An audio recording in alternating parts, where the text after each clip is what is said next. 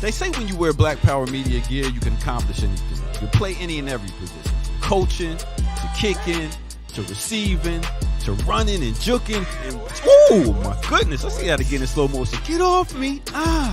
And you're going to have a lot of haters coming at you, but what you got to do is you got to shake them off, and get to your goal and accomplish it. And when that's done, it's a beautiful thing. I'm talking about going hard, extra, for that extra point. And when it's done beautifully, you talking about touchdown. Oh, and the crowd goes wild and they're celebrating with you and everything. Man, let's see that again. Nice. Black Power Media, baby. That's how we do it. Now go to blackpowermedia.org and get you some of that gear. Empower yourself today. Yeah.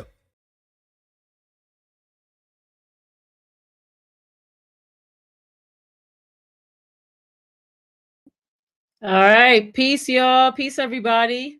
First, we're just going to check the chat. If you can hear me, put your peace signs in the chat. So peace, y'all. Peace, everybody. Thanks for joining me. Peace, everyone. So if y'all can hear me, put your peace signs in the chat. I'm just trying to see if y'all can hear me right quick. Because I don't want to be talking and y'all can't hear me. All right. All right. So peace, everyone. Piper Carter. If you okay, awesome. Peace, Leah. Peace, Brenda. Peace, Nathaniel. All right. Okay, audio's good. All right, perfect. Thank you so much. Yeah, so thanks for joining. So this is Peace Kofi. So this is Beyond Breaking Barriers. And this is our 4th show. Yay. And it's Black August, y'all. For Black August, y'all put your Black hearts in the chat for Black August. Yeah, so I don't know. Black Power Media has had some powerful programming this entire month. So yeah, much appreciation to Black Power Media for having lots of powerful programming for Black August. We're almost, it's like only a couple weeks left, right? Like this week and next week or something like that. And we're almost to the end of August. So if you have been supporting any political prisoner or prisoners, put their names in the chat, put their information and their links in the chat so that we know where to send people some sort of commissary. We know, you know what I'm saying? Like the work that you're doing to support political prisoners. I know for this month here on Beyond Breaking Barriers, we are asking everyone to support Joy Powell, Uhuru. So we're asking everyone to support Joy Powell. We kind of went a little bit into her situation for the second show. And so I'm working to have a conversation with her directly. So I'm hoping that she'll be able to join us here on the platform. If not for Black August, like if that doesn't work out, then just in general, because we're not just supporting and uplifting political prisoners because it's Black August. We're highlighting that because it's Black August, but we're always supporting our political prisoners. Excuse me while I freshen up. But so with that, yeah, Joy Powell wants to uplift her case. And yeah, wanted to, remind y'all. And so we're working to get her on the platform. So we'll continue to do that. But so with that, today, so last week, want to give lots of I don't know when it was. Maybe it was even before a week. I don't know. My time is like all convoluted, so I don't even remember when it was. But I think it was last week. We had Rosa Clemente, and shouts out to Rosa Clemente for coming on the platform, for sharing about your powerful work. If you go to that show, I want y'all to support Rosa because she's raising money she's having a little bit of health challenges in this particular moment. So we want to lift up Rosa as well in her work. And we want to give so much gratitude for all that she's been doing to stand up for women in hip hop for like all these years and stand up to so-called powerful men when it was not popular. And then, yeah, so also wanted to talk about the first show, because the first show we kind of centered on well, no, maybe it was the second show. We kind of centered on looking at a statement that Remy Ma made. And so here we talk about women in hip hop, and because it's Black August, of course, we want to center our conversation on the intersections of hip hop and the carceral state, right? And so that's what this series is basically dedicated to, is having that conversation. So I've called it breaking bars, right? Kind of a, you know, bars. Okay, yeah. And so no,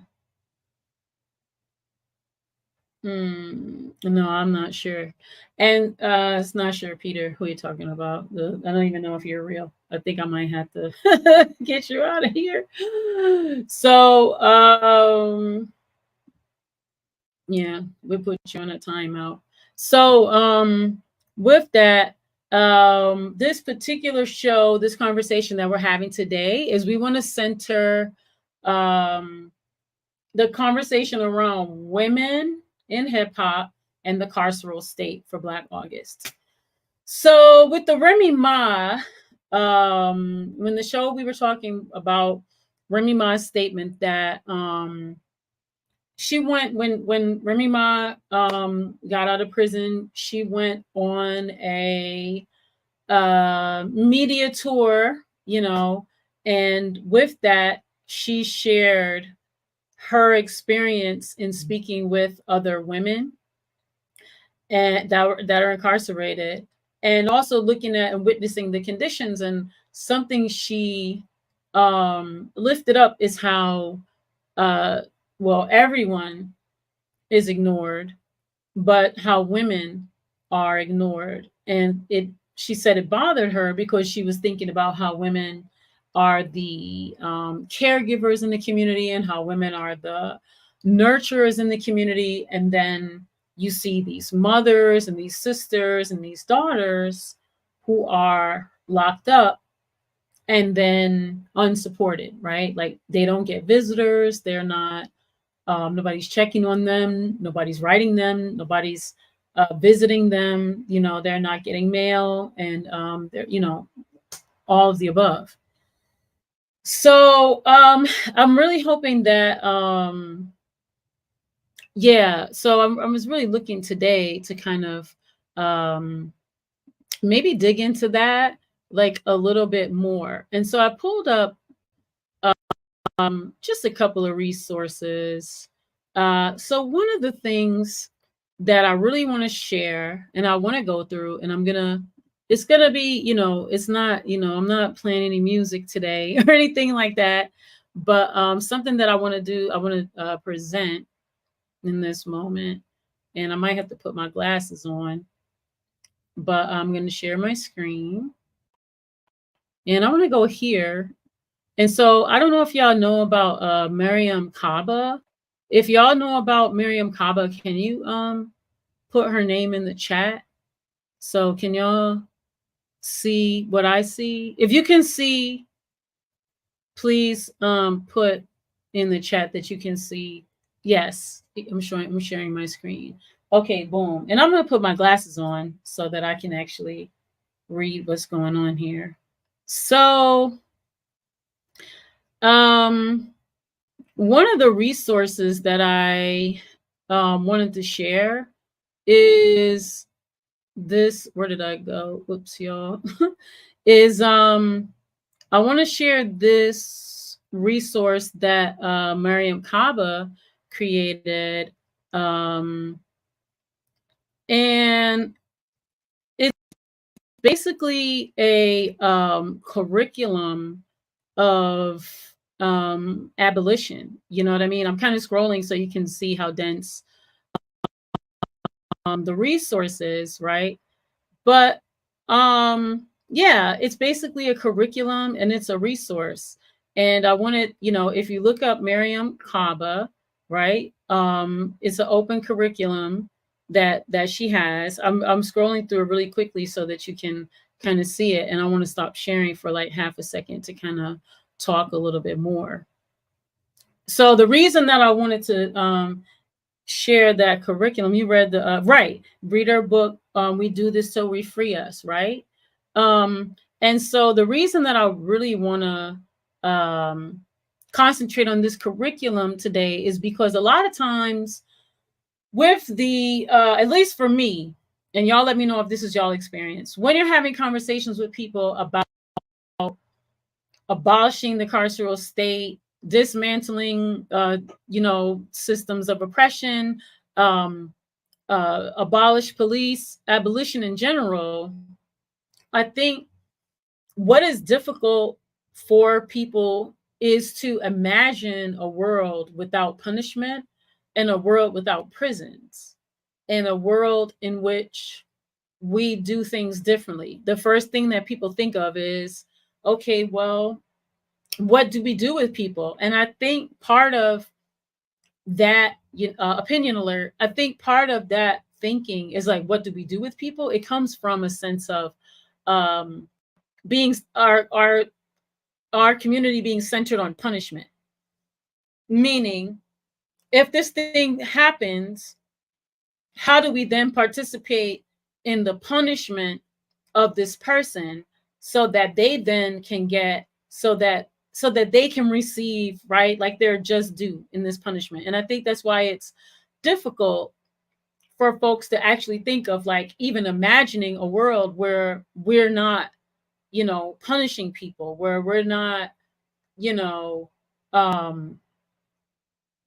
forcing people to suffer in the ways in which we feel they need to suffer for you know, whatever, however we think about that.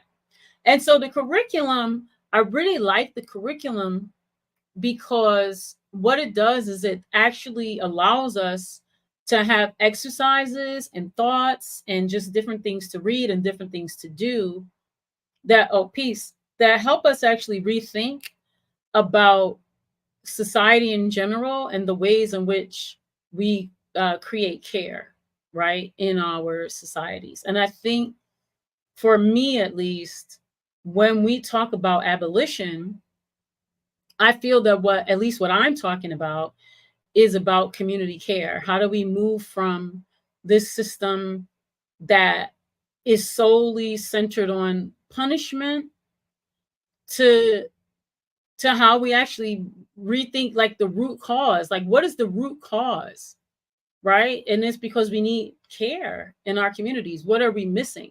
What are the things that are missing from our communities? And that is where, you know, we center our energy. So she has a new book out. So Kaba has a new book out, co-authored, called Let This Radicalize You. Exactly, right? And so the curriculum piece, I think,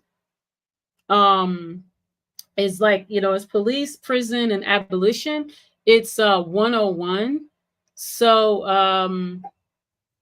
a lot of times when having these conversations with people, it gets a little challenging because we don't have examples of other ways, right? There's no there. I don't want to say we don't have examples. We do have examples of other ways of being, but I'm not sure that we have tested the other ways of being, right? I'm not sure that we have explored fully our other ways of being. And so when we're trying to have these conversations with our loved ones and we're trying to, you know, talk about, like, you know, maybe we don't, you know, need to punish people in these ways, our loved ones are like, but what do we do if this happens? Or what do we do if that happens? And so I think the curriculum comes into play because it's a popular education curriculum.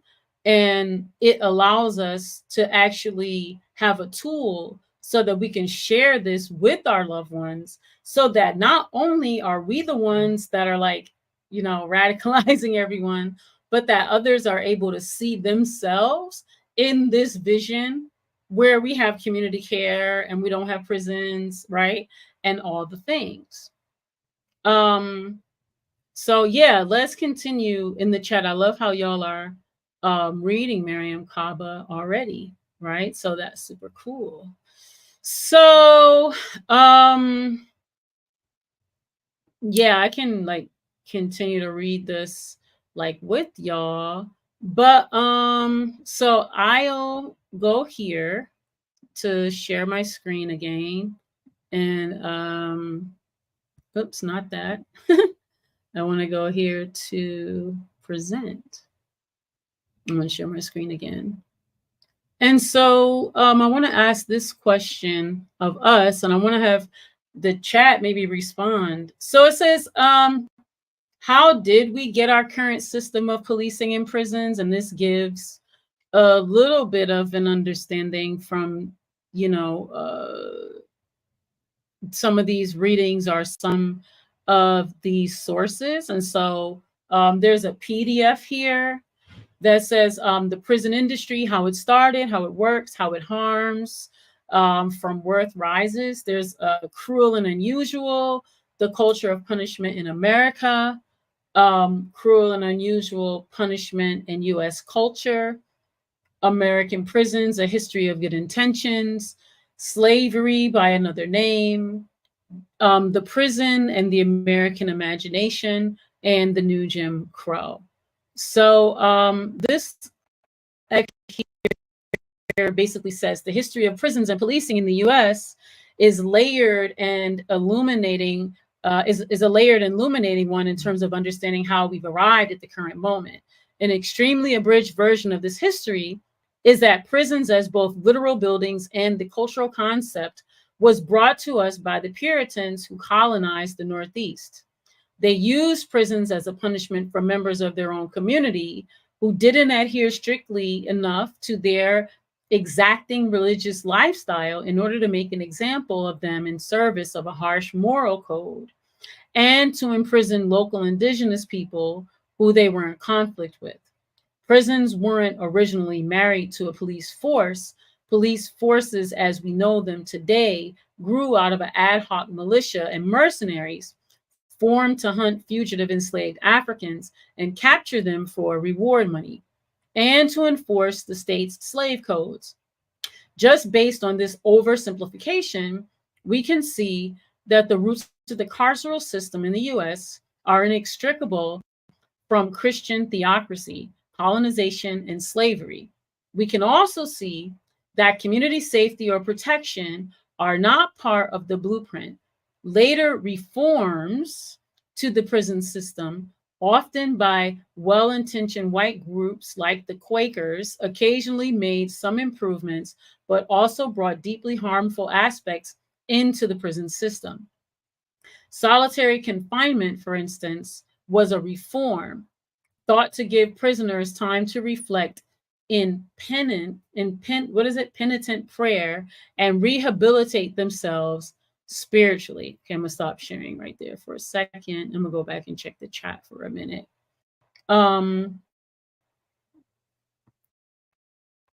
Let's see what we have here in the chat.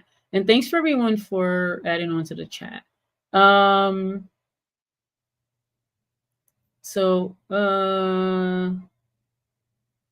Okay, so that's why I'm glad we're here. So your question about what happens to the small minority of people who do something so heinous they can't be brought back into the community. That's for community and the harmed, right? To I want to say decide.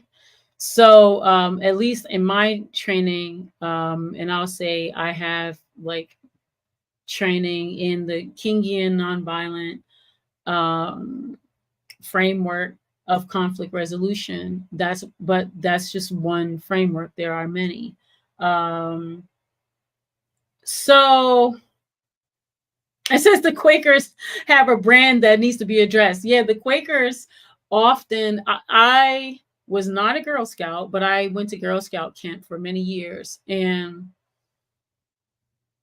at the camp where I used to go, like camping, it was like a land where like Quakers had historically been, and I guess they still were when we would camp. And so for some reason, the Quaker people were always in the mix. The current formation of Quaker was always in the mix.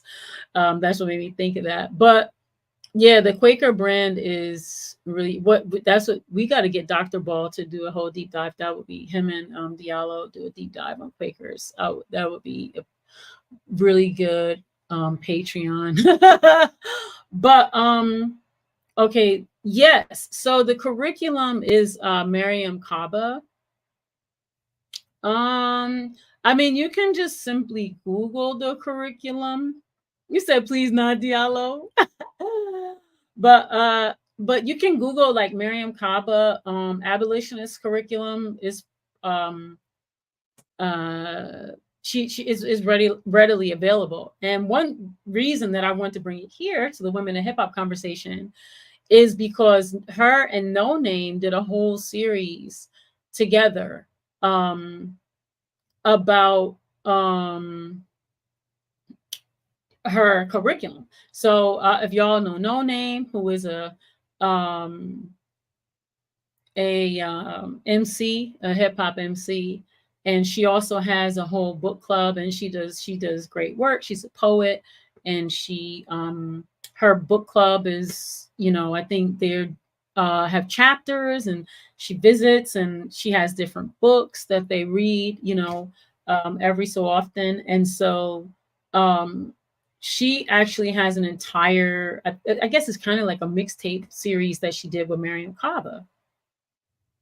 And part of the reason I wanted to bring it here is because the same way that we have these conversations about what do we do about people who who cause serious harm, what do we do like in communities? Like, do we just let them back into our community? Like, how do they re-enter community? Like, should they be let back into community? Like, what needs to happen to them? And I think this curriculum kind of, in addition to offering the whole historical piece, it also offers some tools, right, as to like how we even think about that and how we have those conversations in our communities. So I think one of the biggest things that we don't do in our communities is we don't have these conversations often enough, right? A lot of times we also stop at just that we need, that the prison system needs to be abolished, but I don't think we go any further to kind of think of like, what are the alternatives? And so I think the curriculum actually centers us in really looking at what these alternatives are. And so I think that's really important, is to think about what's next. So now that you've identified that there's a problem, there's a challenge, there's an issue, what comes next, right? And so, yeah. So, okay, here's a couple more, and I just want you to see these so that when I'm sharing these resources, so as I'm going through, y'all are able to also, write these down. So there's a decarceral syllabus from Project NIA. There's the case for abolition. What do abolitionists do? What does police abolition mean? Abolish the police, organizers say, is less crazy than it sounds. You are already an abolitionist. These are other, like sources that you can turn to in order to, dig a bit deeper as you're trying to explain to people, right, like what abolition is, to give you a little bit more language. And and maybe some context. And it's also, these are resources you can also share with your community, with your loved ones, with your coworkers, you know, that to help you, right? And so here's a question that a lot of people struggle with. I want to say over the last few years, at least in the spaces that I've been in, I do a lot of work in different communities, and some of the communities I'm in, I'll say this, there was a couple of years ago, a national organizer had asked me, oh, I'm on the remix background. They're going to kill me. Wait, let me get the brand right. I thought I had put us on the, oh, that's just the logo. Hold on, y'all. Let me get the Black Power Media brand. Where's my Black Power Media branding? Is this it? There we go. Okay, boom. Sorry about that, y'all. All right. So I want to say, like, a couple of years ago, there was a national organizer who contacted me to do so a lot of times I do community organizing in my community where I live in Detroit, Michigan. And a lot of times national organizers will contact me and be like, hey, you want to do a solidarity action or a solidarity thing? And if I think we could do it, I'll go to the community and y'all want to do this. If they say, yeah, then I'll go back and say, yeah, we want to do it. So a couple of years ago, maybe 20, I think it was 18, there was a national organizer who came to me and was like, hey, do y'all have capacity to do a solidarity action with us? Because and rest her soul, the young woman Atasha, let me not mess up her last name, but is it Jordan or Jefferson? Atasha had she was the young woman who in Texas, the police officer had shot through her home. I think it was like maybe 2 or 4 in the morning, and they shot through her home and murdered her. And then we're looking, so part of it was that the officers had been arrested, but basically the national organizer wanted to do a solidarity action to make sure that the officers were held accountable, right? So that it wasn't just like we've arrested them, so they could say that they just arrested them, but that there was actually like the follow through. So was it Atlanta? Tatiana. Thank you, Kofi. Tatiana Jefferson. Thank you. Thank you, Pamela. Yes, it was a Tatiana Jefferson. And rest her soul. And so, yeah, the officers, so part of that challenge as an abolitionist is, number one, even though we're looking at, right, like police officers, we're still questioning ourselves, like, do we still want like police and prisons? Like, is that still a solution if we're saying we want this whole system abolished? Like, are we now saying that is what we want to happen to people? And yeah, I mean, it's the system we have in the moment, right? So in this particular moment, while we have nothing else, I mean, that's the system that we're using. But I guess the larger question is, like, what else is there? What else could be done? So with that, the national organizer had asked me in Detroit. They asked different people in different cities, but they asked me to organize something in Detroit. So I went to community. I asked them, is this something they want to do? So one challenge is that challenge, right? So a lot of the organizers who do this work were feeling challenged because they were like, yo, one of the demands of one national demand was prosecutorial integrity. And so I'm gonna say true abolitionists, or the folks who were like 100% abolished, were like, yo, we can't get with prosecutorial integrity. Like, we can't get with these demands because they're not strong enough, right? Like they don't really speak to root cause. Like we're still within this system. Like there's a whole thing, right? They were like, yeah, we just think the whole system of policing needs to be done away with. Policing, courts, prisons, like the whole thing just needs to go in the trash. So my folks that were in that were like, yo, we can't even get with these demands, right?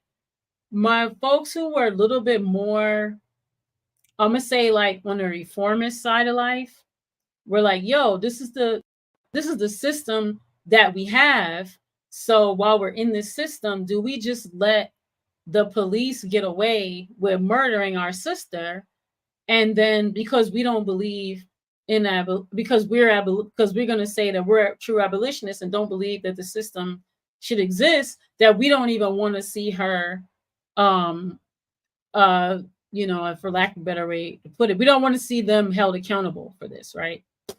So imagine, you know, how many of y'all, if you're a community organizer and you do this type of organizing, can y'all just put organizer in the chat? Because I want to understand how many people feel my pain, because organizing is not for the faint at heart. Organizing is difficult work, especially organizing people who have different ideological beliefs, who are connected but have different ideological beliefs. Yeah. And so I want to say we also were under a time constraint. And I will say that these type of actions, one thing I appreciate the national formation. I appreciate United Front framework. But I will say that a challenge of a national or international framework is that communities are actually very local, right? And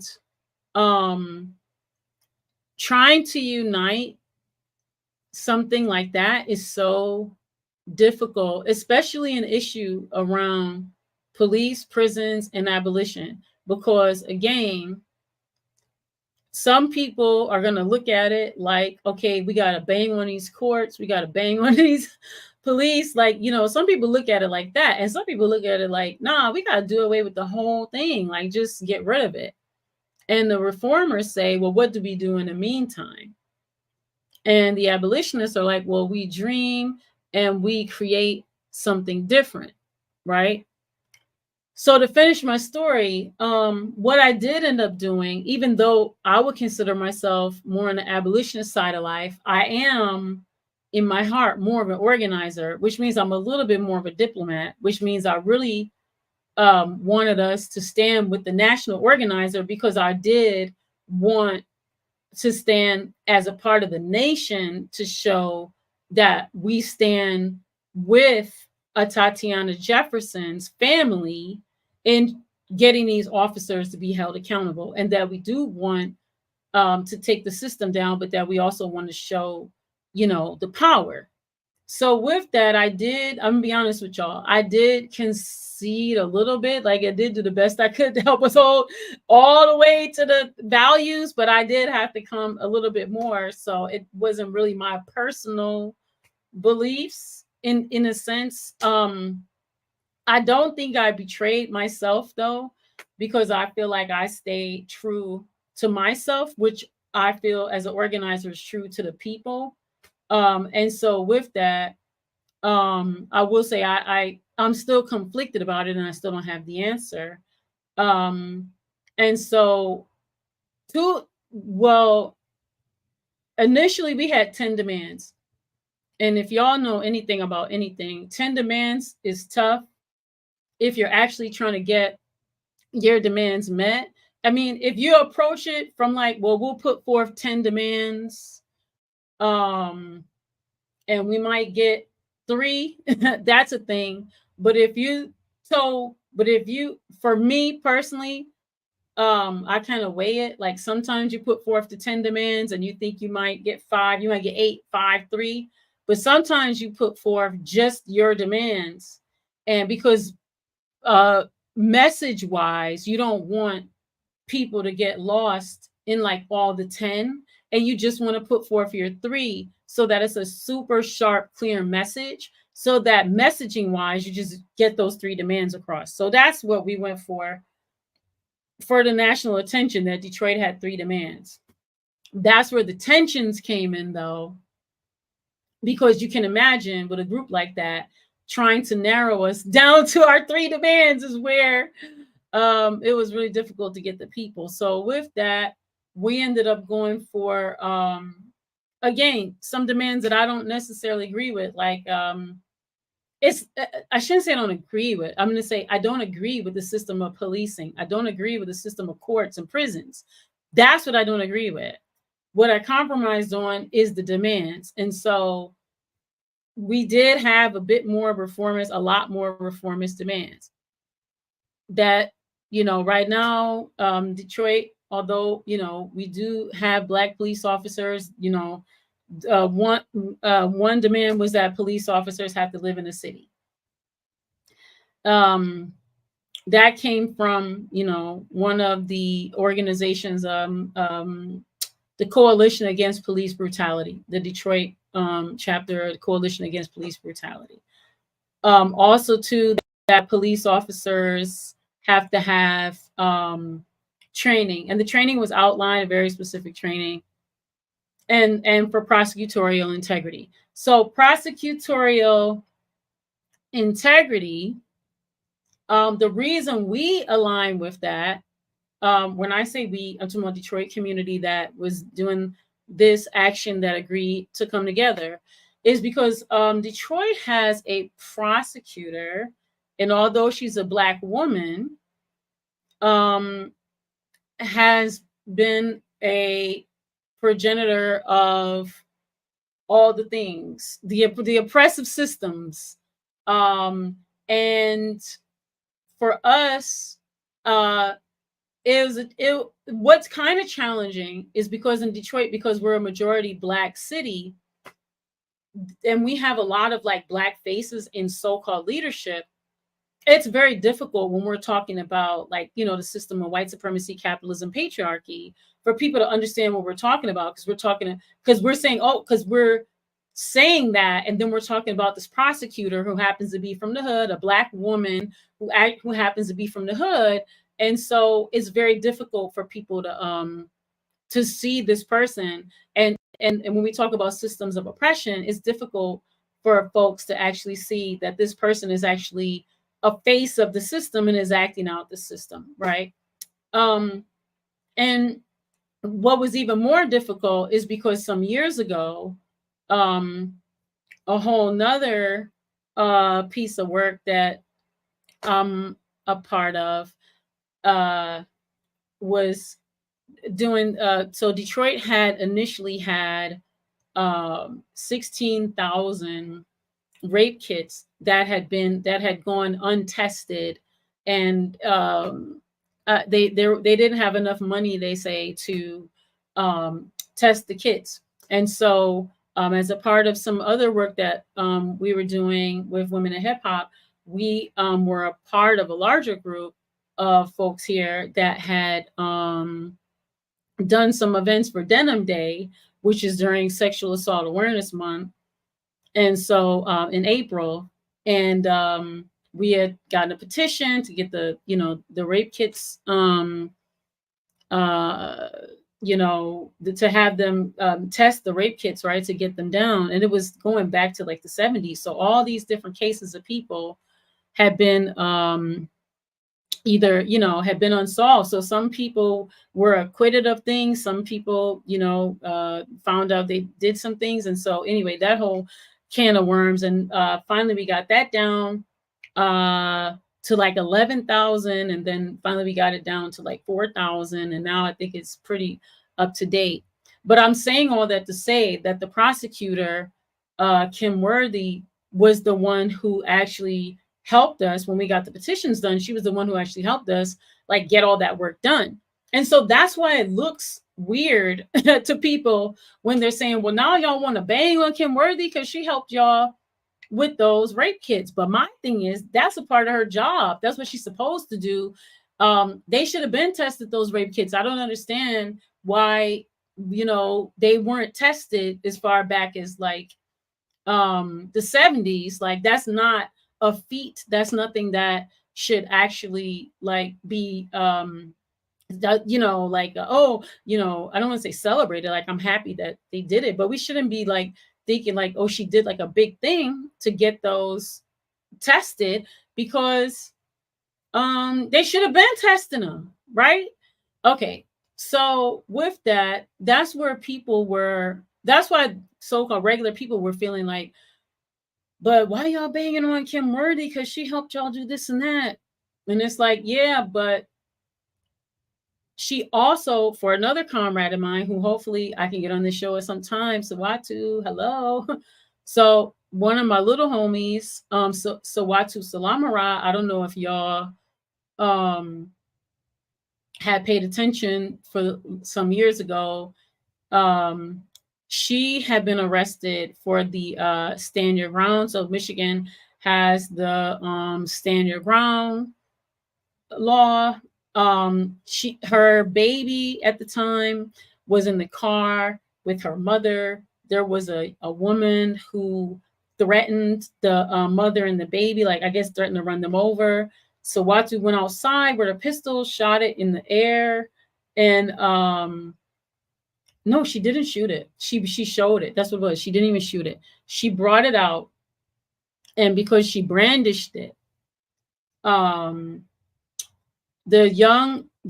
person that she showed it to, that, you know, the one who was doing the threatening actions, went to the police. And I guess you know how stuff with the police is, whoever gets there first is the one who they believe or whatever. So she went to the police and said that, you know, Sawatu had brandished his gun, threatened her. So long story short, Sawatu ended up doing 2 years. But Michigan has a stand your ground law. You know, Sawatu has CCW license, you know, all of that. We fought. And Sawatu is an environmental justice activist in our environmental justice community. And because she's an activist, because of her activist activities, the same prosecutor, the one I'm telling you about, Kim Worthy, banged hard on Sawatu. And, you know, she didn't get a fair trial. She was put in jail. And that's the one I was telling you had to deliver her baby in prison, her other baby in prison, shackled down in the prison. And so, yeah, it's like, that's what I'm telling you. Like, our so-called political leaders that are here, you know, that supposedly are supposed to be doing things for people, you know, misuse and abuse their power. So that's only like one thing. There's a long list of things, but in general, we were able to get, you know, a lot of folks, just because of Kim Worthy's behavior, to agree to prosecutorial integrity. That's why I told you that whole long drawn out thing for. And so that's why we were able to add prosecutorial integrity to our list of demands. And that was a national demand. That was actually the one national demand that the national organizer asked all groups to sign on to. Now you can understand how doing national organizing, how that was difficult for some groups, because even just signing on to prosecutorial integrity is already a violation of how they see their ideology. Because if they're full-on abolitionists, then they don't want the system of, you know, the prosecutor. They don't want the courts. Like, they don't even want that system, right? Wait, I'm gonna just pause here because y'all have been writing some good stuff in the chat, and I don't want to miss the chat. So Sugar Booger, Peace, Pamela, Easy D, David Silberg. I'm just saying peace to y'all. I hadn't named y'all names. I want to say peace. I think if we did both. So Pamela says that I hear you. That's why I can accept the concept of non-reformist reforms as opposed to regular old keep everything as it was reforms that don't transform anything. Pamela, say more. If we can get rid of police prisons, that'll be perfect. But we don't often get what we want unless we fight for it. Yeah, we gotta fight for it. It says, I love Kaba, but I admit I hope for killer cops like Chauvin to go to prison. I guess that may mean that I'm not an absolutist when it comes to abolition. And Pamela said, in my opinion, not being an absolutist means you're ready to confront contradictions, to quote Coco, and that's a good thing in my book. So yeah, that is about confronting contradictions, right? Because yeah, I mean, what say we, right? Like, what do we do? But y'all probably have been reading while I was yapping, but this one here says, why the extreme measure of abolition when we could try reform, or at least for right now, and return to the ideal of abolition in the future? So there's a lot of ways to answer this. One simple way is that we're currently living the reform version and it isn't working. The system of prison and policing has been endlessly reformed almost since its moment of inception. And where it has landed us in economy and legal system defined entirely by the premise of violence against Black, brown, and indigenous people, and the most extreme side of mass incarceration in the world. Look at the roots of the prison system. We have to confront the reality that this is how policing in prison was always designed to work at their core. It is not an aberration. It is not an error. Reform can never turn police or prisons into something they aren't and never were.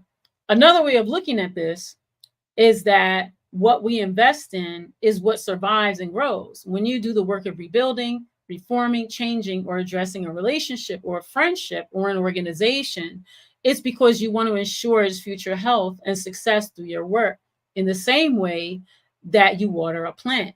We don't want to water the plant that is the prison industrial complex.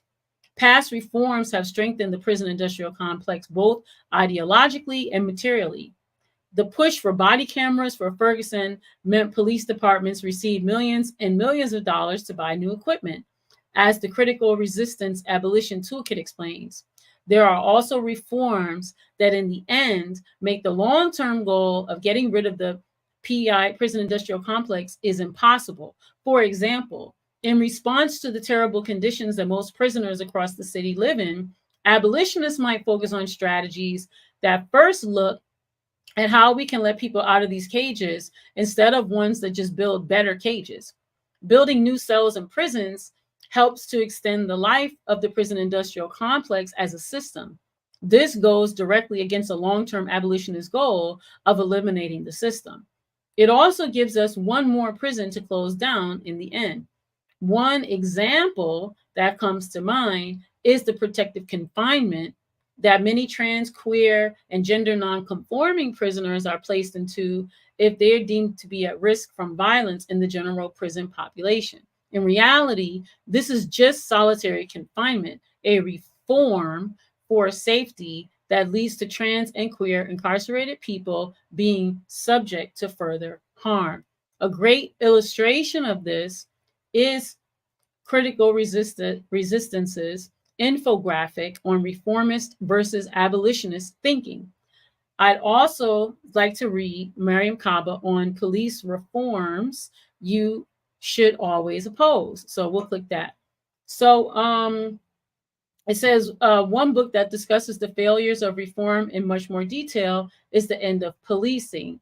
If you're reading this from May 1, the e-version is currently completely free to download from Verso. So I'm gonna stop sharing for a second. I'm gonna go back to the chat and I'm gonna see what y'all have y'all been chatting at all. So Pamela, you said non-reformist reforms weaken the system and point towards something radically different. That's from Kaba and others. David, yeah, David, I like to engage the chat. Y'all are a great chat. So It's a power structure that will always exploit the vulnerable. Right. So who is that? ACAB True Crime or ACAB True Crime. It says it's a power structure that will always exploit the vulnerable. So I'm wondering if folks in the chat so thank you, Pamela, for giving us a nice quote from Mariame Kaba. I'm wondering if folks in the chat have engaged with any of the resources that they've given here. I'm going to go back to share my screen so that we can see if y'all have engaged with any of these resources. So one resource they gave was this. So this is an infographic. This is critical resistance infographic on reformist versus abolitionist thinking. Let's see if this infographic comes up. So, okay. Oh, that's hard for y'all to see, isn't it? That's okay. This is okay. Can I say something? Let me stop sharing for like half a second. I gotta address our community. This is one thing that we gotta do as a community. When we give an infographic, I don't know if it needs to be a longer PDF, but something we have to do is make it so it's A, B, C, because this infographic is hard to understand. I'm gonna put it up, but it's a lot of information going on. And a person like me, I'll be all over the place. I'll get lost in this and forget what I'm talking about. But I appreciate that they did the work, so I'm not trying to be that critical. So let me go over here and see what y'all see. Y'all can't even hardly see it either, huh? Okay, let me try to make it a little bit bigger so that y'all could at least, oops, y'all are looking at my screen, huh? Let me see. Where did it go? Was it this one? Okay, boom. All right, let me make it a little bit bigger. Maybe a little bit bigger. I don't know. But any hooty Rudy too. Okay, it's hard to get the whole thing on one page. But I guess basically it's saying maybe right here. Okay.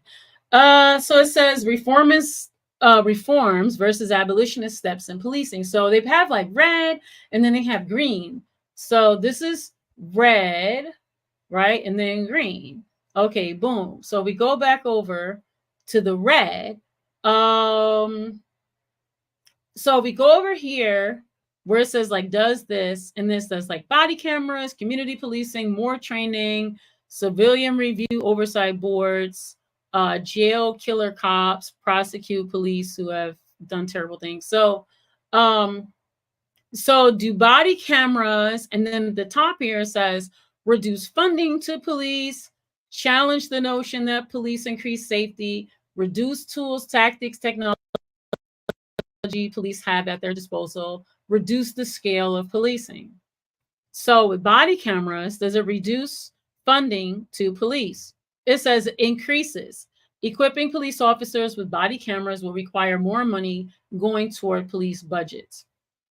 Community policing, does it reduce funding to police? It says no. Advocates of community police argue that departments will have to hire more cops to be in neighborhoods and in the community. Okay, I need to stop sharing for like half a second. I need to tell y'all something. Okay, so oh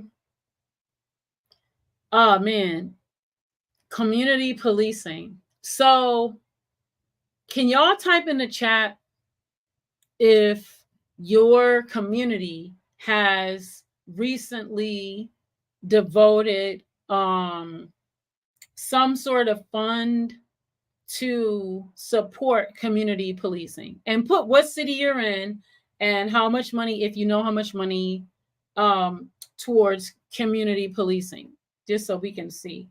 So I live in Detroit, Michigan, and I want to say maybe June. I don't know. These months go together to me, but I feel like maybe June, maybe May, maybe springtime sometime. Our mayor, the mayor of Detroit, did like a state of the city address, And in his State of the City address, he announced, by the way, I think there's a rumor that our mayor is not going to run, fortunately, for another term. Detroit had Black leadership for years and years and years until this mayor came, and Black people were all about this mayor, Caucasian mayor. He is he's conservative, like centrist, conservative, liberal. I shouldn't, more on the right. It's like a right-wing liberal. I don't know. But so they were so gung-ho. We were a majority Black city, but they jacked up the narrative so tough. People were so gung-ho to get him in office. And I remember I went to, I was working on a fashion show for one of the fundraisers for the event that I'm telling you about, that where we did this fundraiser for Denim Day. And one of the people that was like there at the fundraiser, we were at it was like a fashion show. We're at rehearsal, and we were all talking about, you know, politics, whatever. And fast forward, you know, we were all saying like who we're gonna vote for. And when I asked her, she walked me to the window and she pointed at like this new, I don't know, cars. I'm such anti-capitalist. I think maybe it was a Mercedes-Benz or something new that year. She's like, you see, or maybe it was a Lexus. I don't know. She's like, you see that little fine little thing out there, right there? And I looked out the window, and it was that new car, all shiny and pretty and everything. I said, yeah. She was like, yeah, that's who I'm voting for. I know where my bread is buttered. Basically, what she meant was she was voting for that white mayor. So I'm saying that to say that after the Kwame Kilpatrick fiasco, they jacked up the narrative that like the Black people in Detroit don't know what they're doing. They don't know how to choose their leaders. And so they went on this campaign and got this mayor elected. And the mayor has just been basically opening up the floodgates so all type of corporations can come here and do whatever they want to do. And anyway, so all the way from taking money from the children for this whole stadium. We have this thing, we call it the Pizza Arena. It's not called the Pizza Arena. It's like, that's a derogatory term, but the Illiches, who were like a land czar for decades, basically took money. The city council voted yes. I know it's crazy. It sounds crazy coming out my mouth. It don't even sound like the truth.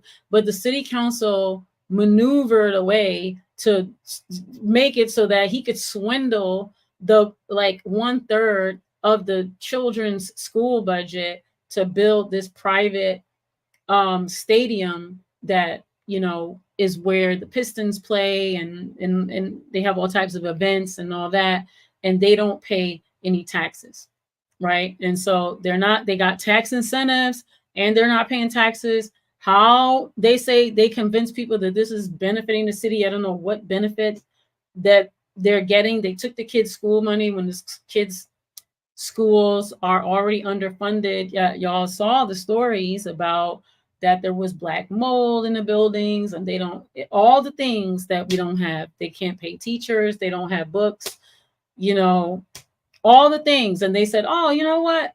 Let's give them the school money for the children, and let's build this pizza arena so that we can have this private entity that doesn't even contribute. You know what I'm saying? But anyway, I'm saying all that to say that all that kind of stuff, I have stories and stories and stories happen under this particular mayor. That's the type of, I'm giving you the type of pedigree that the mayor is. So, oh my God, I got lost. Where was I? Okay, so, wait, where was I? I was telling y'all about the, I talked about, I got excited. I get so emotional about this stuff that happens to us. Oh, I was telling you about, wait, what was I? Put in the chat what I was telling you about, because I just got lost for like half a second. And I was reading the chat about, Oh, I know what I was telling y'all. So about the budget. So in the spring, the mayor revealed his budget, and so in my opinion, the mayor is, this is opinion alert. Opinion alert. I think the mayor is served a few terms, and now he's trying to leave with his reputation intact, or like his legacy, if you will. And so with that, he announced a new fund. It's actually a grant that's offered from the city of Detroit and the Detroit Police Department for community policing projects. So they've earmarked, if I'm not mistaken, 6. They've earmarked 6 organizations to receive $750,000 each for their community policing projects. And so those organizations, as they say in the press release, and as he said in his speech or whatever, that they've been earmarked as organizations who are like in the community and work with people the way he was talking about it and the way the police chief was talking about it, is that they're going to work like with the police to help them like solve crimes. And so I guess that looks like them like snitching, basically. It's like legal snitch. It's like, legal snitching, I guess. But so these organizations, he's like, oh yeah, they're in the street, they know how to get to the people, they know how to stop people from doing things. But my thing is, like, if you're committed to street life in general, and I'm thinking about those people who I know who have been committed to the streets. You're not gonna stop your money. Like, you're not gonna stop your flow, and suddenly, like, be like, oh yeah, no, we're not gonna do any of this because like you told us not to do it. I don't know. It's really weird. So how these organizations are saying that they're going to be able to like control crime or control the streets or whatever, that's what they've been identified as organizations that can like speak to, I guess they speak gang, or whatever. But that's the solution. So it's basically a fund or a grant that comes from the city of Detroit, the mayor, and the police department. And that whole thing came out of them trying to match Minneapolis. Because remember, Minneapolis was like, oh yeah, we've got our own like community safety. This is what they're putting under the guise of like community safety. Yeah. So this is what it's kind of looking like. Pamela Jones, Solidarity, says our situation in Anchorage is bad. Corrupt mayors, corrupt municipal government. And then what did you say up here? You said abolitionists, though, cops in Anchorage are supposed to get body cams, but the funds got diverted to drones, undercover cars, and unmarked cars. So I need y'all to do me a favor while I'm plugging in my computer. Can y'all put in the chat how your communities or cities are also doing like community safety? And do y'all have a fund or a grant or something like that, like we have in Detroit, towards like community safety? Do y'all actually have community led community safety, or is your like community led community safety astroturfed like ours is in Detroit? I'm wondering. Oops. So what did you say? Pamela Jones said solidarity indeed. news and analysis with Arturo. We need abolitionists such as yourself when faced with the political and economic corruption. Right. So that's a big question, right? So I think what happened is that our language and things got hijacked, right? I mean, obviously, our stuff got hijacked. Because when the meetings that I'm in, it sounds very much like our meetings. You know what I'm saying? It sounds like our language. And it's weird because you ever see that Spider-Man thing where it's like a meme and it's like Spider-Man and it's like the Spider-Man, he's looking at the other Spider-Man like, hey, like, don't I know you? It's like our language, it's like our language and our tactics and our frameworks, but it's like corrupted and it's like convoluted to where like it looks like it, but it's not. So Quaker Anarchist says, I was outside of Boston. All our social services money was sucked up by cops. They took over everything, youth, mental health, homeless, training, everything. They control it all. So, right. So when we're, oh man, it's crazy because it's like they take our language, they take all the stuff that we say we want, and then they turn it into like some RFP. And then they go get money, and then our communities are so starved for resources that our people don't even, and we don't do enough political education that our people don't know the difference. And so when they see it, it's like a community like mine. I told y'all about my community, right? One of the most heavily divested from communities in the city of Detroit. They had this whole, I tell y'all all the time, they have this whole divest invest platform that they did from a right sizing program, trying to make the city of Detroit the right size, because they said we lost, population, and they took money from like my neighborhood, which still has 10,000 people living in it. Bart McFarland, shouts out to Bart McFarland, one of the oldest neighborhoods in the city. So they took away our street lights, our access to emergency services, our they closed on our high school, our hospital, our community center. They shut off water from like 100,000 people. They did the fake mortgage scandal where they put people out of their homes and people lost their homes and their money. On top of that was, people lost their jobs because of everything that happened with the banks and the auto industry and the double mortgage. And then, a lot of the businesses had to leave the community. So my community is what is the scientific term is called the block is hot.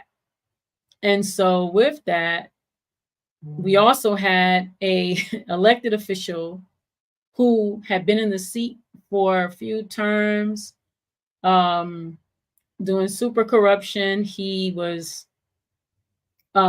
swindling people. People would be like, he'll do something like, be like, oh, like if it's $100,000 house, he'll be like, yo, I could get you that house for like, 10 or 15,000. Then you get him the $10 or $15,000. Then he's like, you know what? I need like another 10 or 15.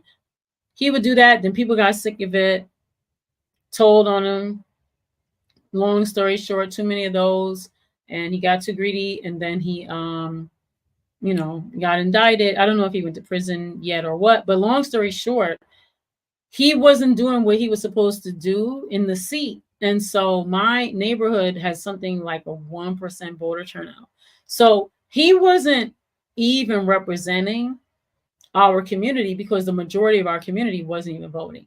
So with that, I'm saying that to say it. So not only did all that stuff happen to our community, we also had an elected official who wasn't even speaking up for our community, who actually didn't even live in our community, right? So he actually lived in the suburbs and was using an address in our community.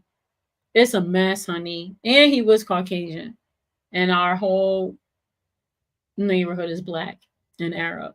So go figure. But anyway, I'm saying all of that to say that, well, two things. One, our communities when we say like leadership, or like, things come from the ground, a community like mine isn't really organized, right? Like there are organizations in our community, but our community is not organized. So that's one thing. It's difficult for our community to organize because of all the things I told you about. So because so many people left, it created a lot of vacancies. And so we have with a lot of transientness in our neighborhood.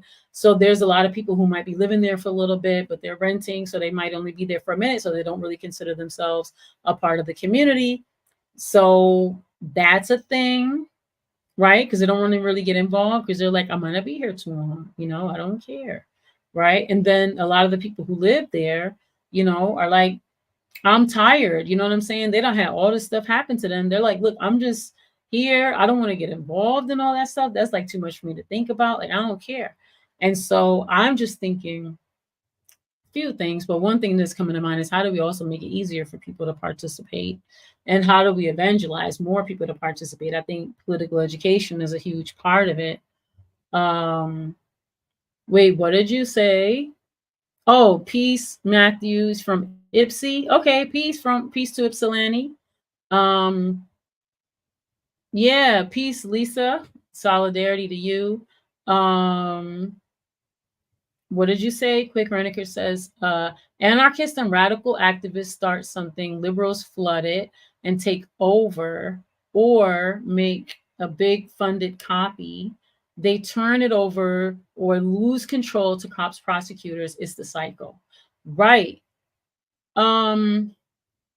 So that is happening with this conversation around community safety, prisons, and I want to circle it back to our original conversation around abolishing prisons, the carceral system, courts, police, all of that. That's where all of this stems from. What does any of this have to do with anything? It's because as we're in Black August and we're continuing to think about, our political prisoners and supporting them, we're also working towards, right? Like, how do we create systems of care, community care, like real systems of community care? And what does the just transition look like? I guess some reforms I might say are like a just transition, right? Like, how do we have loved ones who are locked up. We have loved ones who are, in the system. Like, how do we also support the people who are victims of the system, who are consistently and currently being brutalized as well, right? How do we not, how do we include them and not forget about them? Says, I'm from Minneapolis and I honestly don't know what is going with police reform. Apparently we're working together with Department of Justice, maybe whatever bureaucratic, yes, changes takes time. That was the reason that we were going over here to look at this. I'm gonna go back to this right here and share my screen again with this tool that they have, right? So like I said, in the example that I gave, when I was saying that it was difficult to bring my folks who want true abolition together with my folks who want reform, because one of the demands that we had was that police should be trained. But like here in this, you can see where it says more training. It says, will it reduce funding to police? It says no.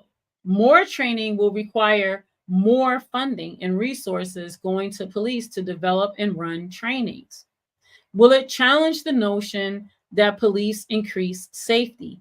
No. This furthers the belief that better training would ensure that we can rely on police for safety and that instances of police harm and violence occur because of lack of training. Right, that's the narrative.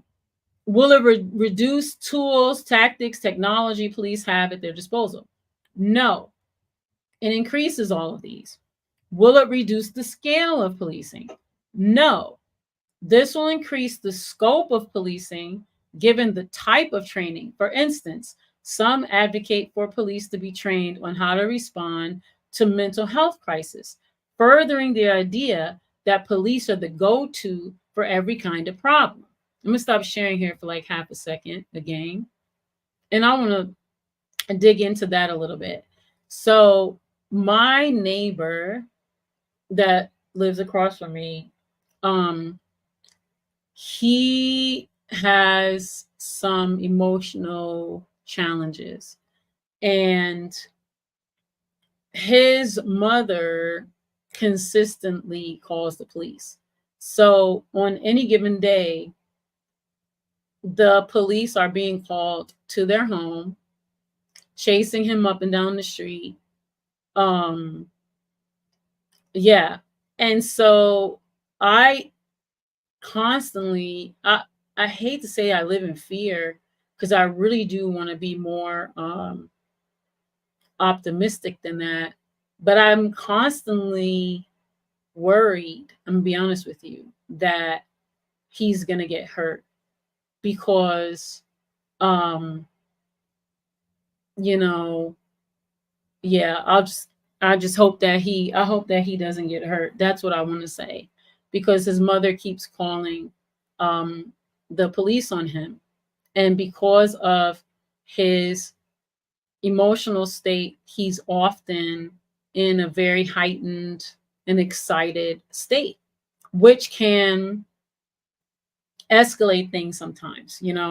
My block, I've come out of my house, and when I didn't have a car and I was getting ready to go get in the lift or whatever, I've come out of my house and seen the U.S. Marshal across the street, like guns out, looking for whoever. They looking at me like, do you know them? I'm like, no.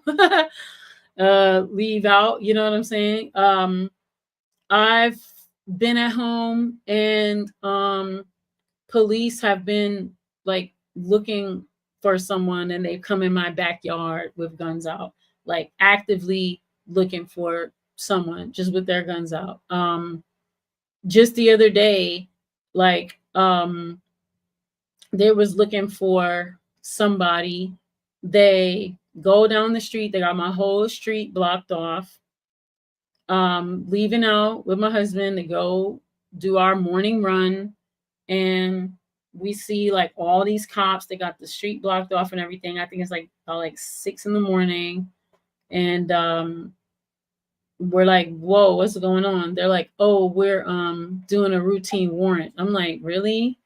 Wow. Another guy a couple weeks ago, me and my husband went on a date, and we're coming home, I want to say probably like 11:30, and literally our whole block was surrounded by like 30 cop cars. It looked like a scene off of Cops. And we couldn't go right down our street, and they're like, yeah, you can't go home. So we couldn't even go onto our street. So we had to go to the studio and hang out. My husband's a music producer, so we go to the studio, hang out, and wait. We get home about 2 a.m, and they have taken some tool. On our street, most of our houses have like a big like picture window. They have taken this thing and pulled down the whole front of the house, the whole picture window, tore the house up all sides to get this person. So they've captured him, right? Put him in jail. I want to say maybe like a day or two. Whatever they had didn't stick. I'm not trying to put people in jail. I'm just saying process wise, whatever they had didn't stick. So now you come back, it's like a big cardboard over the entire like big picture window, but the big picture window is the entire front of the house. So the whole house now is boarded up. So it looks like an abandoned house. However, there's like 5 children that live in this house. Probably ages like 10 on down to like 2. Plus his partner, she's at the house. So all these people are at the house. Meanwhile, they got to live with this boarded up house because they're looking for this one guy. So they tear the whole house up. And now the house is boarded up. Everybody's living like this. And he's home. Right? And so it's I could go on. It's really crazy. But yeah, I wanted to just stop there. But I don't want to leave us like with that because I want to go back to the tool. Because the purpose of the tool is that we do have tools. And sometimes I get a little excited about these things. So anyway, this tool, you know what I'm gonna do? I'm gonna throw this tool in the chat so y'all can have access to this tool. Can I do that? I want y'all to have this here. I hope I don't get in trouble for this, but y'all need to have things like that. See if you can copy that. Can y'all copy that? That's a thing. I hope y'all got that. Will it give it to you? You know how YouTube be acting weird about links. And then and I want y'all to have this other link here to this thing because this thing is kind of useful too. So I want y'all to have this too. Okay.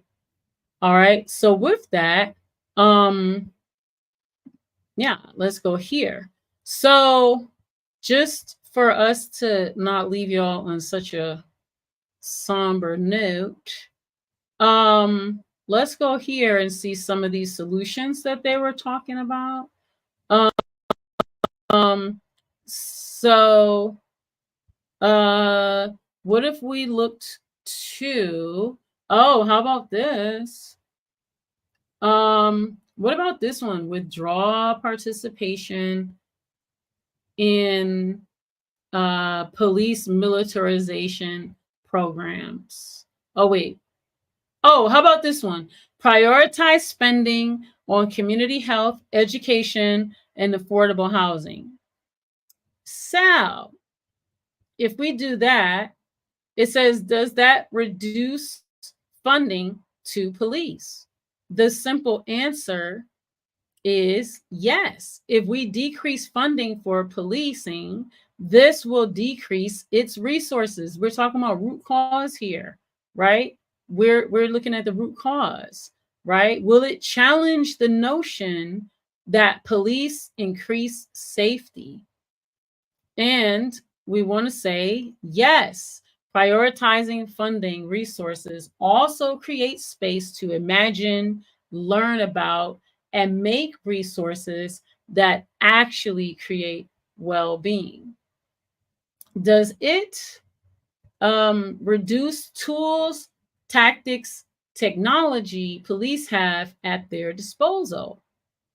And this tool says, yes. If we decrease funding for policing, this will decrease the expansion of tools and technology. And then it says, does this reduce the scale of policing? And according to this tool, it says, yes, if we decrease funding for policing, this will decrease the size, scope, and capacity of systems of policing. So I gave y'all like a lot of personal examples. So I want to give y'all another personal example. In my community, I've told y'all I do environmental justice, and I'm a part of the food sovereignty and farming movement, land sovereignty movement. So one of the organizations that I'm loosely a part of, I'm gonna say I'm affiliated with, is Feed 'em Freedom Farm.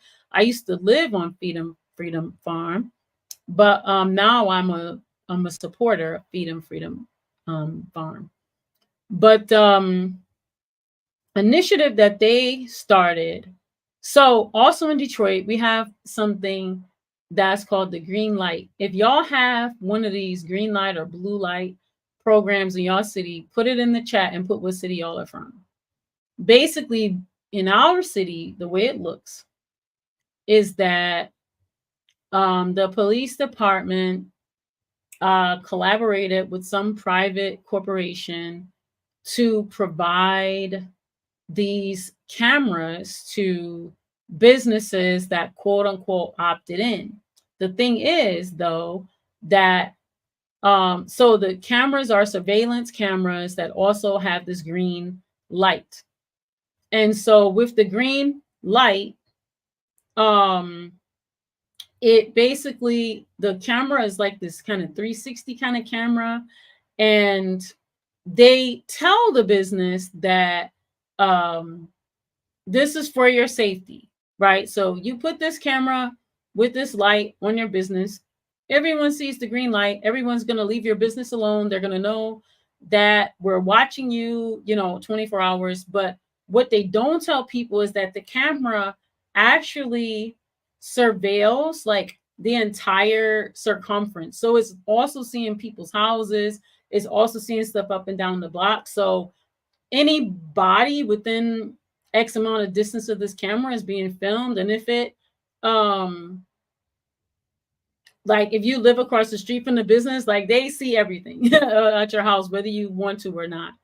Whole nother conversation about that, because there's a whole nother org that I helped found called the Detroit Digital Justice Coalition, and we teach people about stuff like that. But long story short, we have a campaign, and it's called Green Chairs, Not Green Lights, because what we're saying is that these cameras don't actually provide safety, right?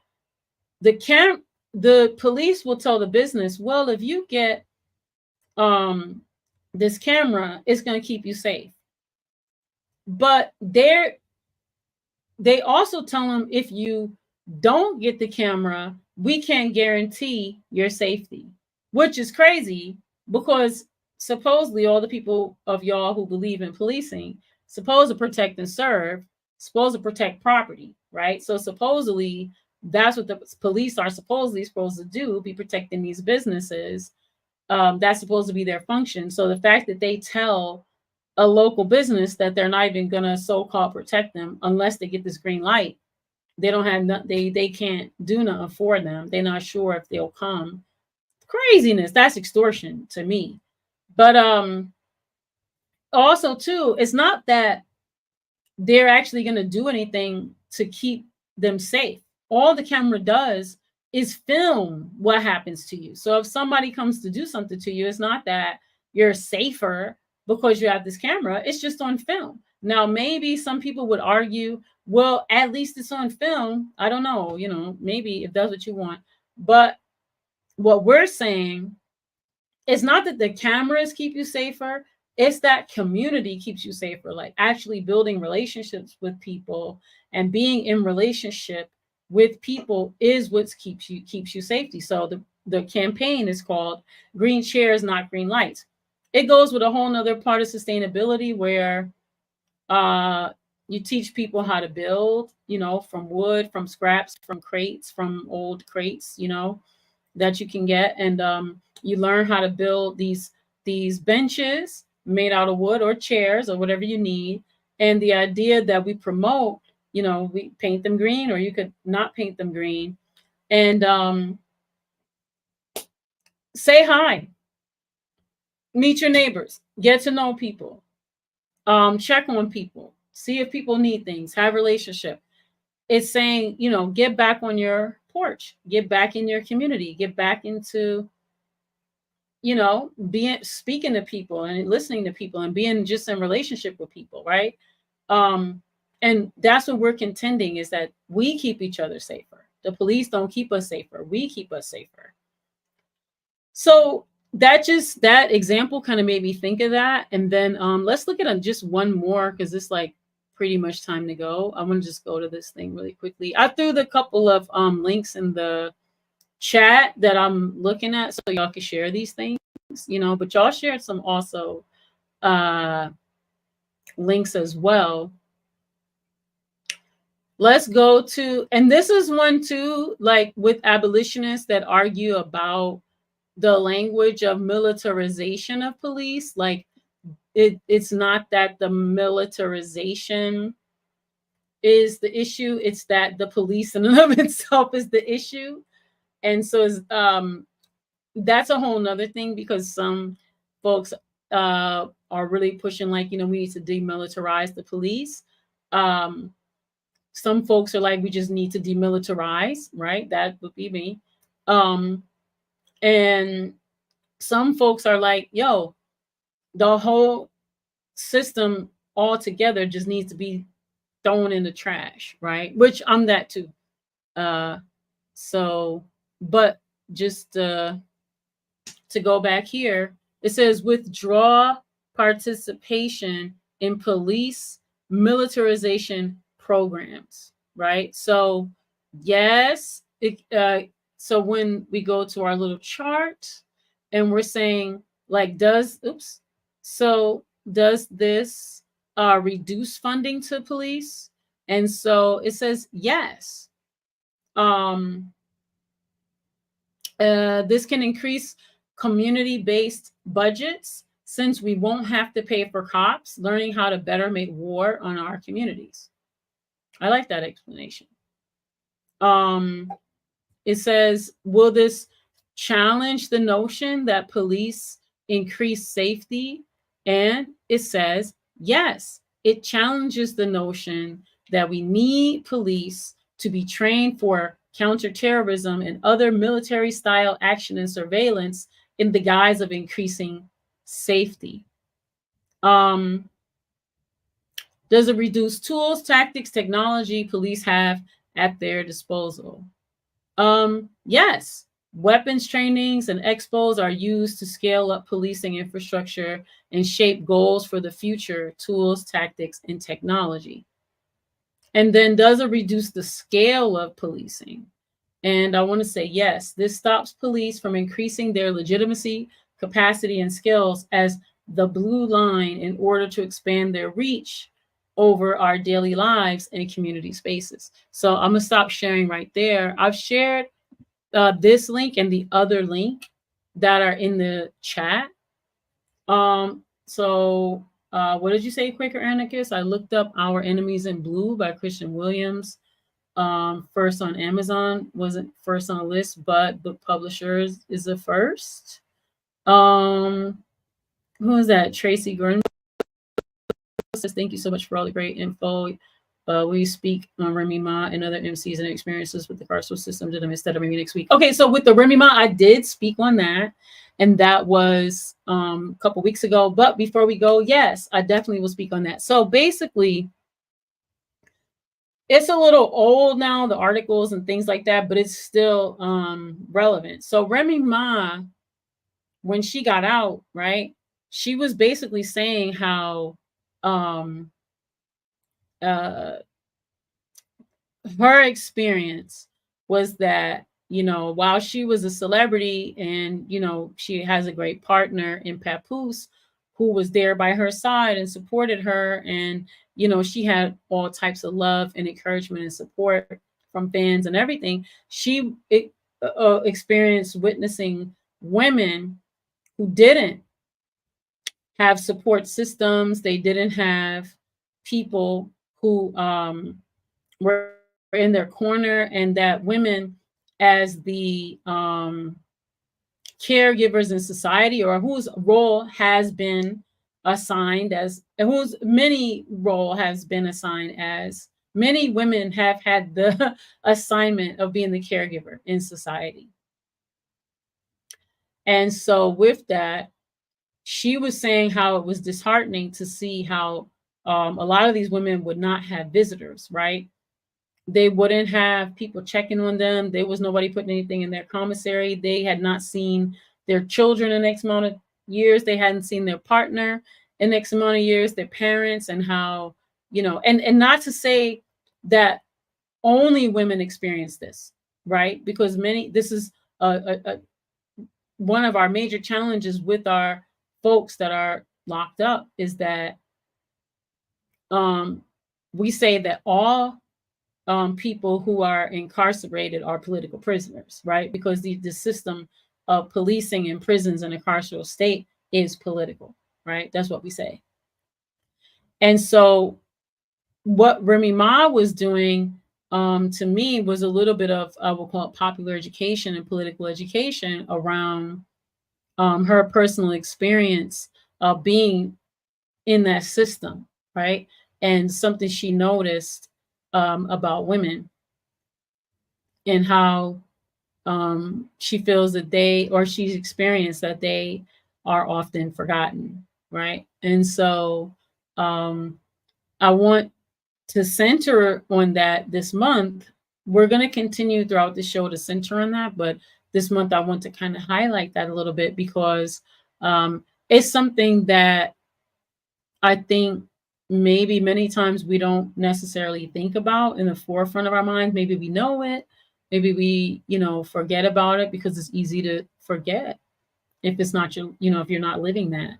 But I think another thing that I talked about before was about the connection between hip hop and the system of policing in the carceral state.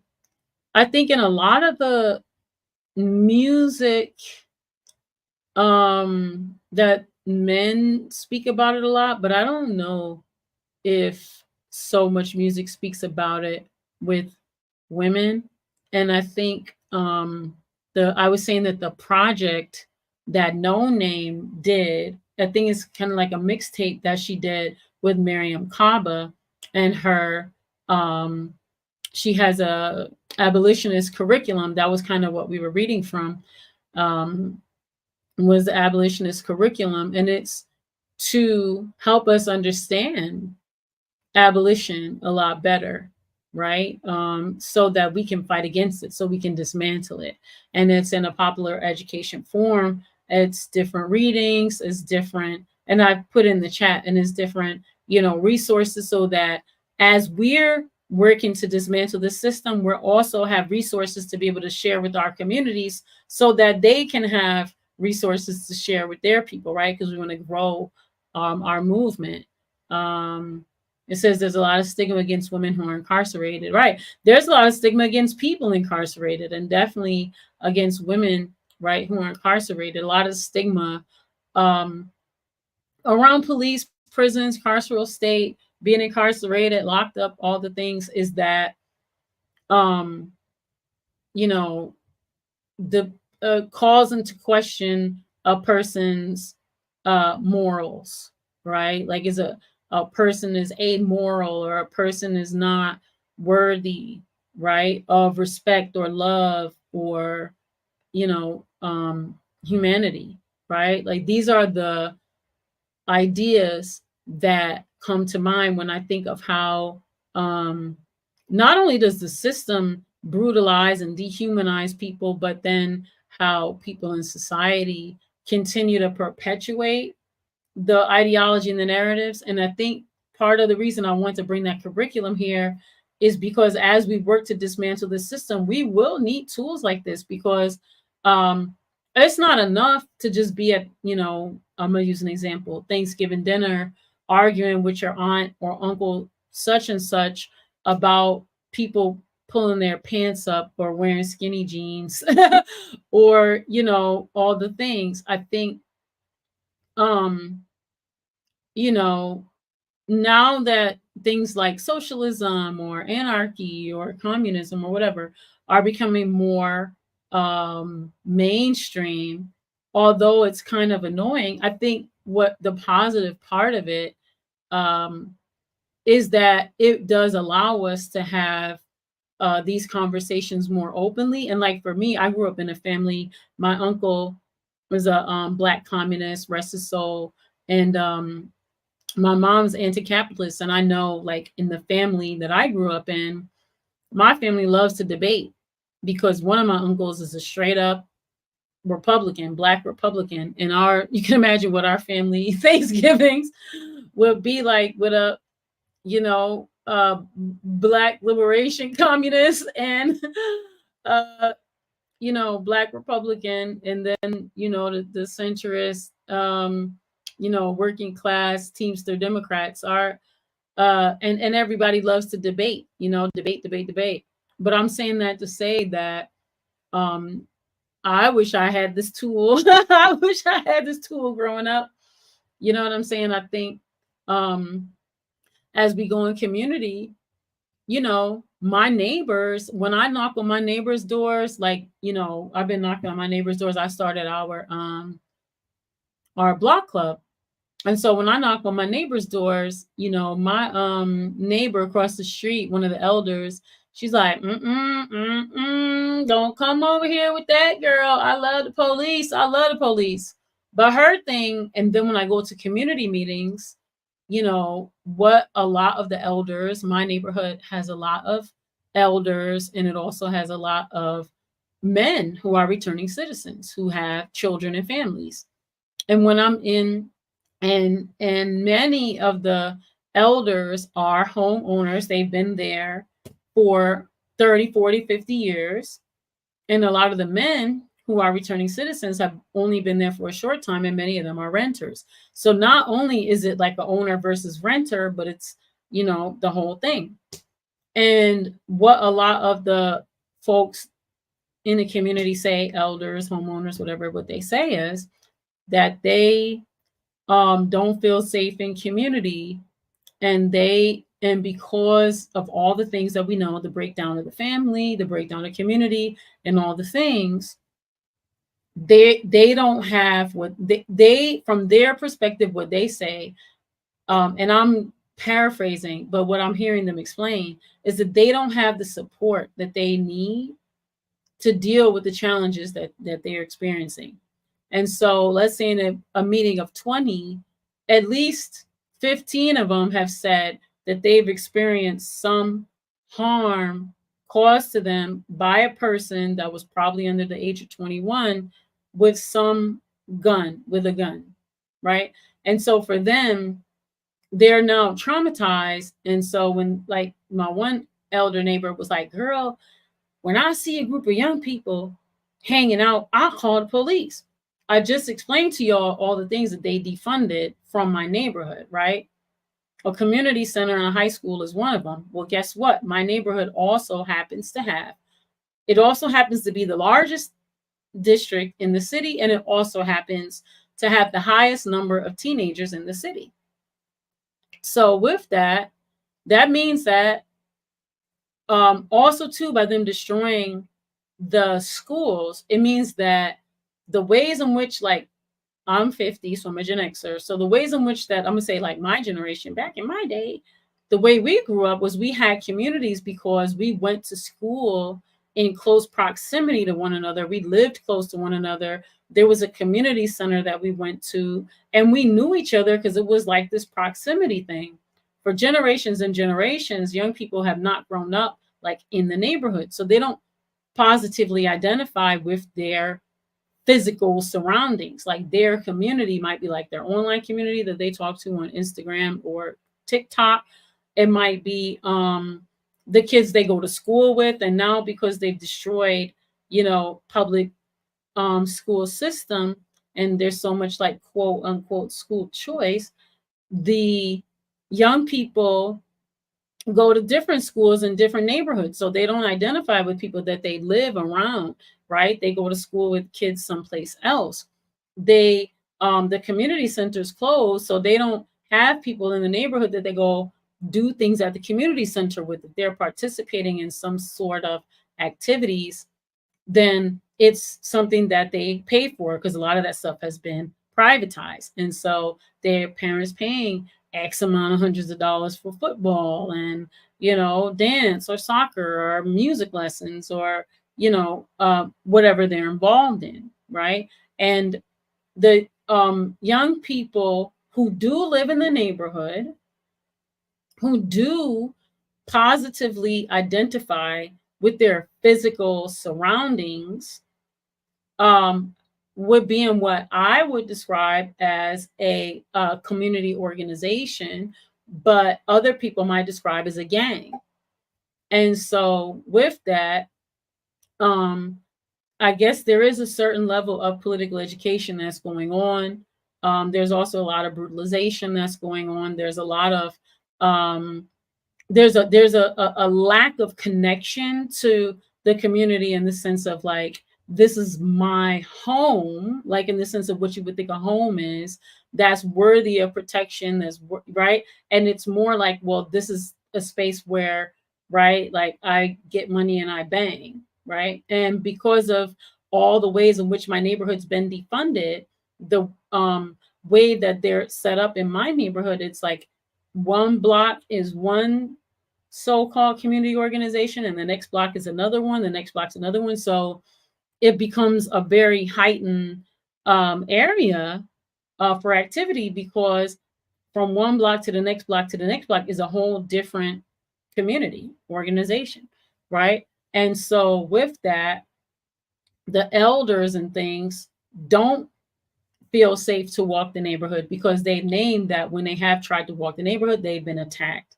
They don't feel safe to go to the ATM because in the neighborhood, because they say when they've been there, they've been attacked. They don't feel safe to go to the corner store in the neighborhood. They don't feel safe to get gas in the neighborhood. They don't have places they can gather, right, in the neighborhood. And so when I'm at the community meetings and I'm knocking on doors and I'm going with, you know, the different community orgs, like I'm on defund police, they're looking at me like I'm crazy, because they're like, yo, it's like, what do I do? Like, they don't know who to call. And also because of the ways in which this structure has set up our communities, the only so-called resource that they identify as a resource is the police. So they're looking at the police like, I need help, so let me call the police, right? They look at it like, this person brutalized me. I'm afraid of my son. My son is having crisis right now. You know, my they call the police. Like my neighbor was like, shoot, if I see them young people hanging out in the corner, I'll call the police. I asked the elder, I say, why? If you know they close our community center, our high school, and all the things, why would you call the police just because you see young people gather? Well, shoot, I don't know what they're going to do. It's like, well, they're going to do what we did and what you did when you was that age. They're going to hang out and they're going to walk the block and they're going to listen to music. Like, what else you think they're going to do? Oh, they need to be somewhere. They need to be in a program. Well, we just identified that all the community centers closed, all the programs are closed, and you need money to participate in all these programs. We identified that our neighborhood is like 70% unemployment rate. People are returning citizens. They're not being given a chance. So all these systemic things are in place. So what are you saying? Well, I don't know, but I know I'm gonna call the police. So anyway, I'm kind of rambling, but I'm just thinking about my personal experiences in community, like trying to think about how to do this, and some things that I'm probably gonna do, which is really try to think about how we're going to do more political education in my actual neighborhood where I live, so that my neighbors have a better understanding. And before I go, I got to say this one thing. So my district where I live, like I told you, all the challenges with it, we also got a new police chief. So they have like the chief of police, that's for like the city of Detroit, and then they've got like a chief of police for like each district within the city. So the district that I live in, it District 7, it has a new like police chief. This guy is bragging that he is the technology chief, meaning like he's the one. He was bragging about how he's the one who brought a lot of this technology, like the green light and some of the other things. This other thing called Shot Spotter. Do y'all have Shot Spotter? Put that in the chat. It's basically supposed to be this thing where like they triangulate the sound to understand like where a shot went off, but it can't tell the difference between like fireworks, and anyway, they can't tell like which house it went to. So they just arresting people left and right because they think it might have came from this house, but they're not sure. But he's basically bragging about that body cam. He's bragging about all the technology that all the militarized technology that he's brought to the like police department as a whole, and how he's going to bring all that to like our community. And then also they talked about how they're going to just like empower. I was telling you all about how they would gave the money to communities, and so one of the orgs that they gave it to was the neighborhood community center, not community center, but an organization, a neighborhood community organization, not the gangs, but an association, neighborhood, a formalized so-called association that is giving. So their idea of what it looks like is they have something called a citizens radio patrol. And so they gave it to this org to do a citizens radio patrol. I call it glorified snitch. But what they do is they pay them good money, really good money, to ride around and identify all the violations that people have in the community, so that these people can then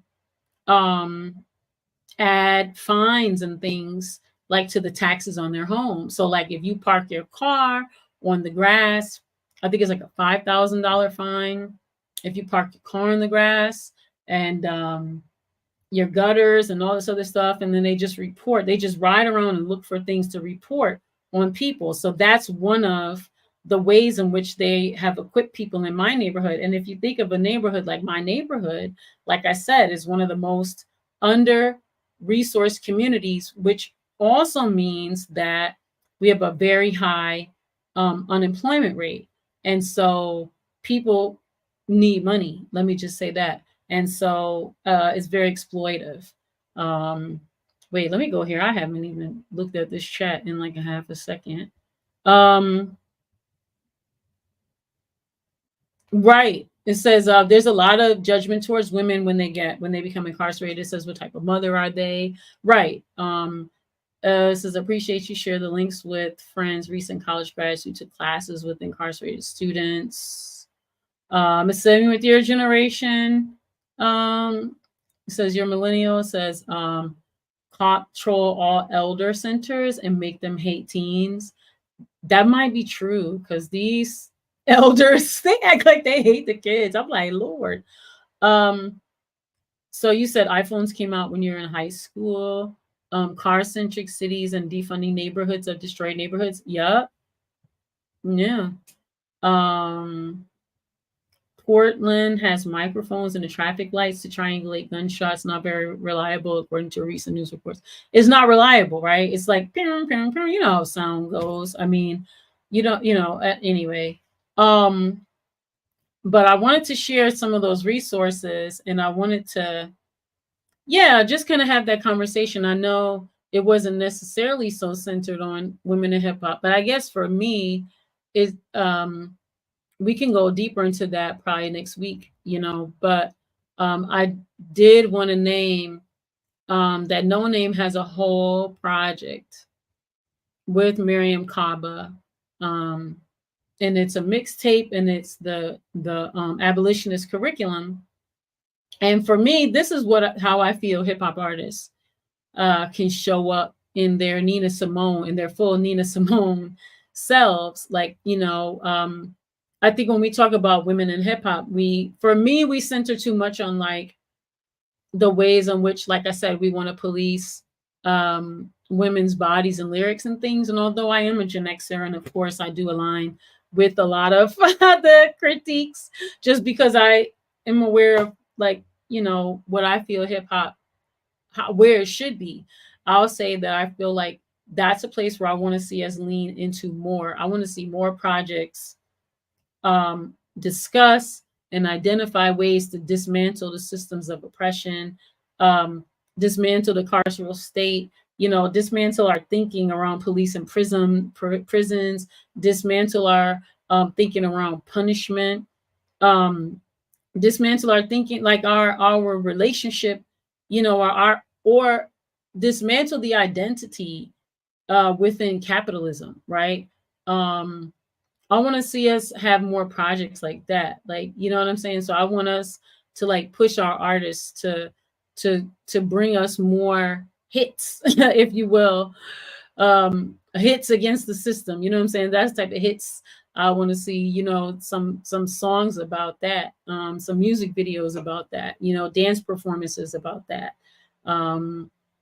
documentaries about it, right? Like fashion about it. Like I want to see more of that. You know what I'm saying? In our as we move forward, as hip hop is 50 years old, like where do we go from here? You know, with all that we know and with the power that we know that hip hop is and hip hop has ability to be.